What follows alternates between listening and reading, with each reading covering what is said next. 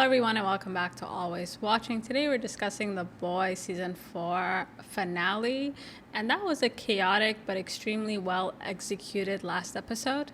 Homelander got exactly what he wanted, just not in the way that he expected. I had to rewind that scene of Sister Sage trolling him with that balloon. Like, where's Ryan? After all, this is all for him. Like, I literally died. Like, her sarcasm, she just has absolutely no respect for this man. Sister Sage has done something that no one has been able to do for 3 seasons, which is gain Homelander's trust, and I doubt he will ever question her again. As genius as her plan was, there are a few holes. Season 5 will likely be a showdown between Homelander and Butcher.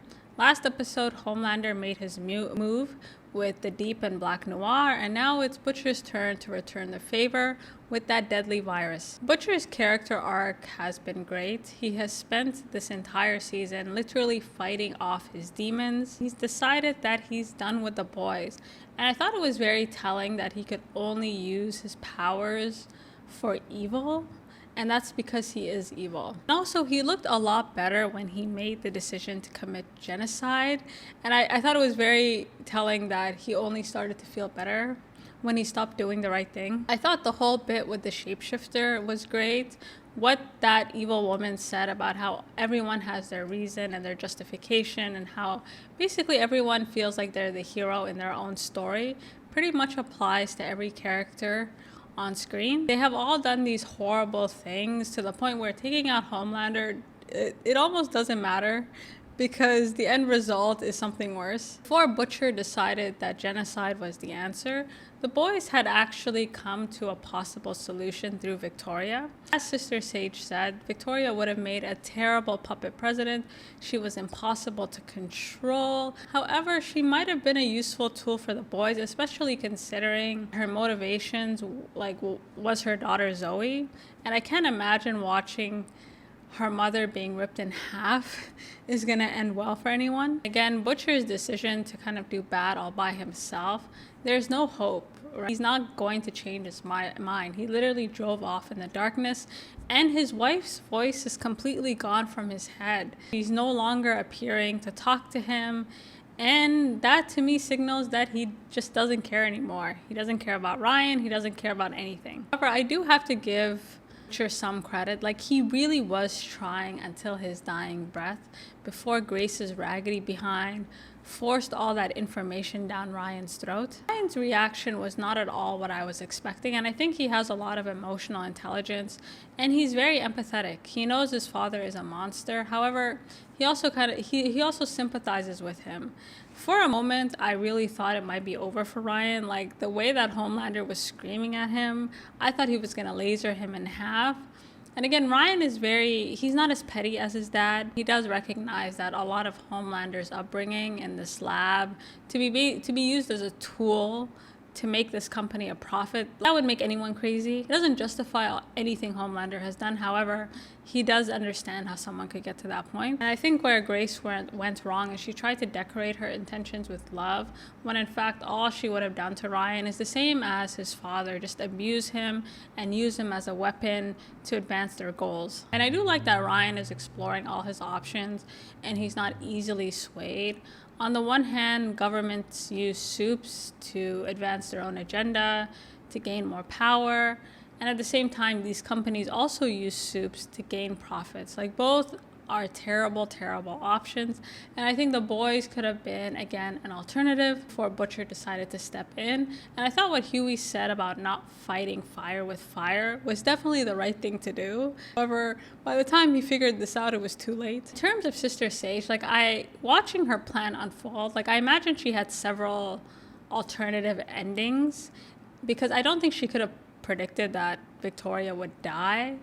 Now, it's hard to tell if the shapeshifter was there to record incriminating information, kill the president, both, but it really gave me insight into who Sister Sage was. Vicky's death really offered up a nice bow to wrap everything up in. Given the public's distrust of the government, it won't take much for Homelander to gain popularity again and really capture the hearts and minds of the American people. Sister Sage has done an excellent job using Vought's infrastructure to set this whole thing up. And we can see that with Firecracker's character. I mean, she's useless, but the one thing she does do well is incite violence.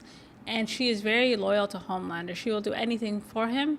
And for that reason, she's the perfect mouthpiece. What makes this situation with Homelander particularly dangerous is because the president literally pledged allegiance to a homicidal maniac. So he has the power of the government, and he also has the resources of companies like Vought that can spin any story in their favor. And given how impressionable the average person is, that won't even be that difficult to do. Homelander makes for a great figurehead. He's really no different than Firecracker in so many ways. However, does he have what it takes to be leader of the free world? Without Sister Sage, he was totally lost. He didn't know what to do. He exposed Victoria, but that did not go as well as he hoped. He tried ordering her around, but that failed. She had defected to the boys by then. He has no idea how the government works or the logistics of martial law. Like, this is above his pay grade. And real power is knowing how to use the system to your advantage. And Homelander has never had to do that. He's just kind of shown up. And people like Ashley, people like Victoria, people like Stan have really been doing the groundwork, paving the way for someone like Homelander to even be possible. Like, he doesn't even appreciate the amount of work that went into making the public open to someone like Homelander, open to Supes.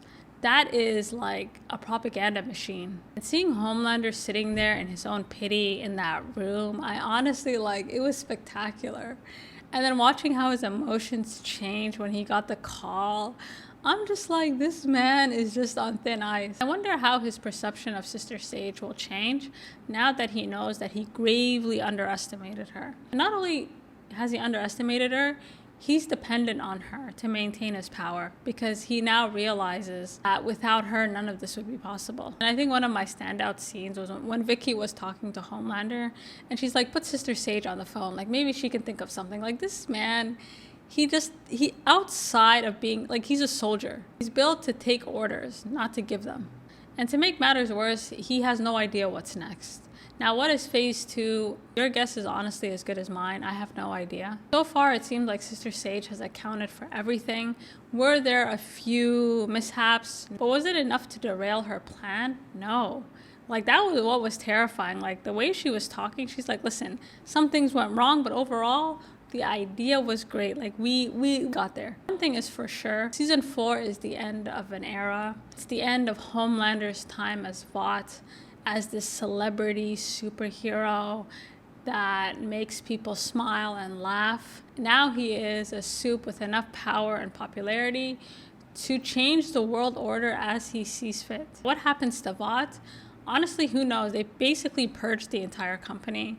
I thought the editing this episode was wild, watching Black Noir have a boner, and then the scene cuts away to you've got to be kidding me. In terms of Ashley, I wonder what Compound V did to her. Again, she will live and die at that company. I don't know what it is with her, but I think she put too much work in to leave. She's very just dedicated to staying there. In terms of the boys, where did they take them? I suspect they took them to where they put those Supes from Gen V.